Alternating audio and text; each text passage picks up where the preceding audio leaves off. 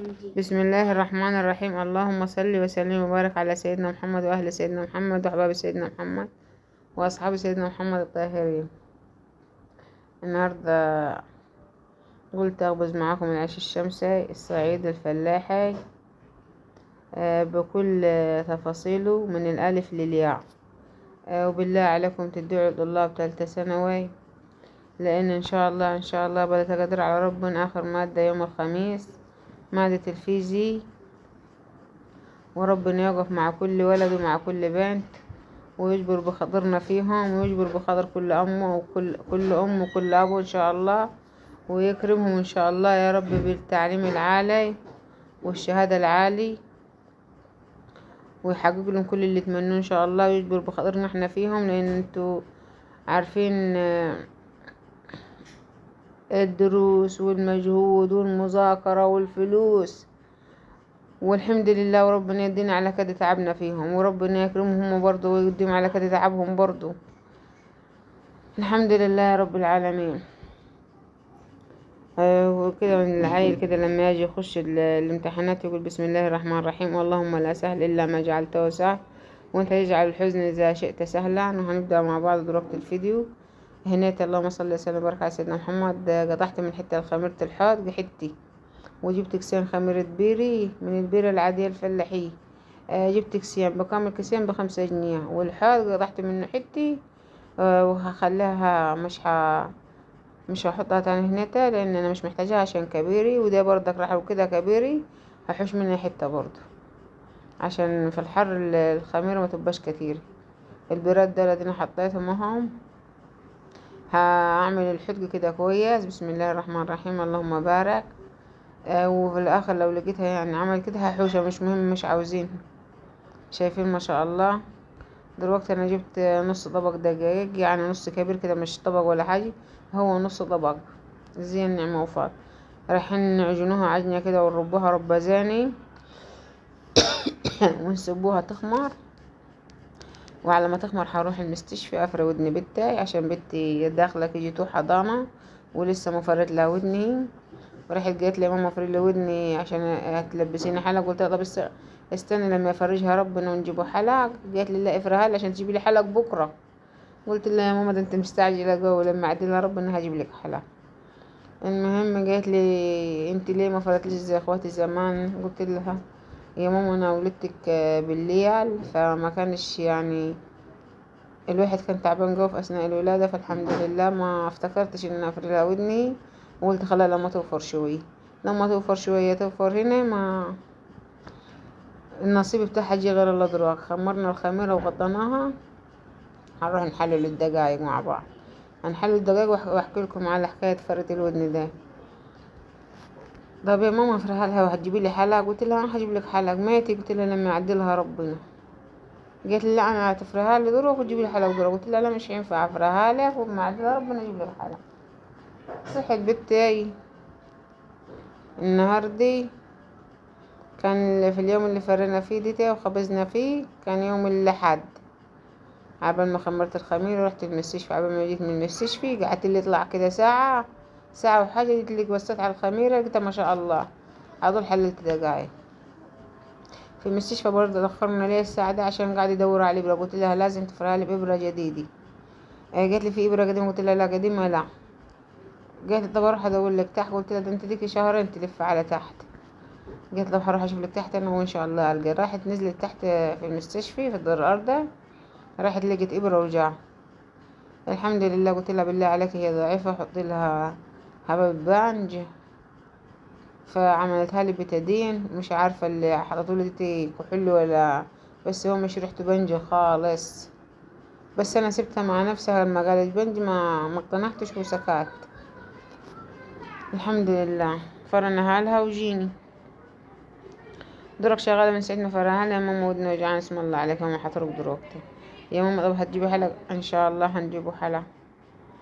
يا رب يا ماما يكرمك في قنواتك عشان تجيبي لي حلق. قلت لها يا رب يا ماما اجيب لك حلق واجيب لك اللي عاوزاه كله، لان انا بصراحة معايا 5 بنات وولد، ربنا يخليهم لي ويبارك لي فيهم ويساعد ابوهم على تعليمهم. وانا فاتحة القناة دي عشان تبقى مصدر رزق اساعد جوزي في تعليم عيالي لان انا 5 بنات مش عاوزاهم يبقوا مش متعلمين، عاوزاهم يبقوا متعلمين ومعاهم الشهادة العالية. وربنا كده يكرمني ويكرم ابوهم ويخلوهن ودي صحته، لان احنا من بعد ربنا ملناش غير رب. خبوا كل صناني ويا ويلو شوفوها، رميتني نحفاني ويا بيبنا خيار، خبوا كل صناني. وقلت كداتي اللهم صل وسلم وبارك على سيدنا محمد. نفسي ومنعين أعلمهم بصراحة، مش عاوزاهم يطلعوا مش متعلمين، لا عاوزاهم يطلعوا معلمين ومعاهم شهادات العالي. ويا رب يكرم بنتي اللي في 3 سنة وهي وكل اللي زيها يا رب، وأولاد العالم أجمعين مسلمين ومسيحيين. ودول الحشيشة الدقيقة دينا عشان ايه خبوا كل صناني ويا ويلو شوفوها، رميتني نحفاني ويا بيبنا خيار، خبوا كل صناني ويا ويلو شوفوها، دكتور بي الوجه. معلش التليفون بيرن فاعذروني. الحمد لله، اللهم استرنا فوق الأرض وتحت الأرض يوم العرض عليك يا الله. جبت هنيتي شوية ملح ودوبتهم في الحلي عشان اشتغل على طول عجينة على قدتها، وديني الباقيين حرجهم واخد الزنين والرترتات حسبهم في الحلي لو كان في رترات يعني، مع ان انا ما شايفاش اي رترات. بسم الله الرحمن الرحيم، ادينا نتوكل على الله ونعجنه. هنعجنه عجينة زاني ونملكوه ملكة زاني. وجت الصدمة في الآخر، عجبني عرقه ورحت خليت الفم زاد. الفم زاد العيش طلع بصراحة حلو ما شاء الله ونعمة ربنا، ما فيهاش عفش ولا حاجة، بس ترخى اللي هو حسيته ساح كده. فأنا قلت لا، أنا الخبز اللي فات طلع بسم الله ما شاء الله زي ما انتوا شفتوه.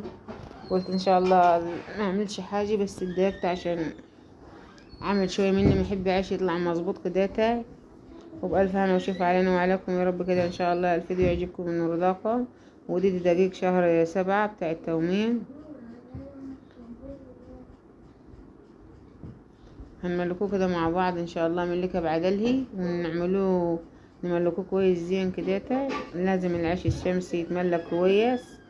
وبألف هنا وشوف علينا وعليكم يا رب كده ناكلوه بالصحة والراحة وهدوان السر احنا وانتوا وأمة العالم أجمعين يا رب. يا رب كده تسترها معانا وتحافظ لنا على شبابنا وعلى أولادنا وما توريناش حاجة وحشة فيهم يا رب. ويا رب كده نجري وراهم ما نجروش بيهم إن شاء الله. ويكرمنا في عيالنا كده يا رب كده بالشهادات العالية والتعليم العالي. وبالله عليكم تدعوا طلاب 3 سنة وتاني، لأن دعوة 40 واحد غريب مستجابي. فالحمد لله الحمد لله الحمد لله، واجب علينا نقول الحمد لله وربنا يوقف معاهم. شايفين هناتي العيش مملك واحدة بواحدة. اصطدمت والله العظيم وزعلت لما لقيت العيش عمل مني كده. فبس قلت الحمد لله مش هزعل عشان لما ازعل مخي ما يوجعني. وبصراحة الحمد لله كده انا ما حملاش الزعل، كفاية عليا التوتر السنوي. وربنا يكرمهم ويقف معهم ان شاء الله. مش هكون انا اكتر من ربنا عليهم.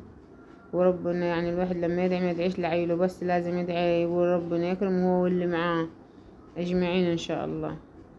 شايفين بسم الله ما شاء الله ماخد ود في العياش في العجين. بسم الله ما شاء الله، اللهم بارك اللهم بارك. وهنيتي لازم انا اللي اخلي الماجور ما فيهوش ولا دقيقة كده. معذرة العيال رايحين جايين لما زيجي ميجي في الباب. شايفين حطيت نص كوباية مية بتاعت نص كوباية قزاز مية، وهملك فيه ملكة زينة كده وهشتغل فيه يعني بسم الله ما شاء الله. بس يا ريتني انا نقصت فمه ما كنتش الفم دي اديتهوله. اللي عجبني عرقه. شايفين الملك ما شاء الله.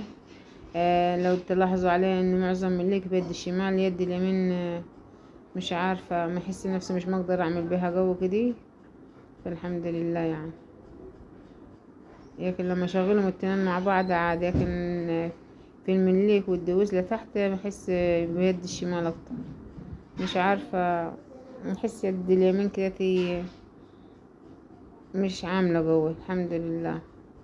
لان انا اصلا عندي نقص فيتامين د، وقبل كده خدت العلاج وخدت الحقن لحد الان من السنة اللي فات، رمضان اللي فات دي، لا رمضان اللي قبله معايا حقنة قاعدة ما خدتهاش، لاني بصراحة تقيلة ومطبة كده ناشفة ومحمحسة، فما قدرتش اخد تاني.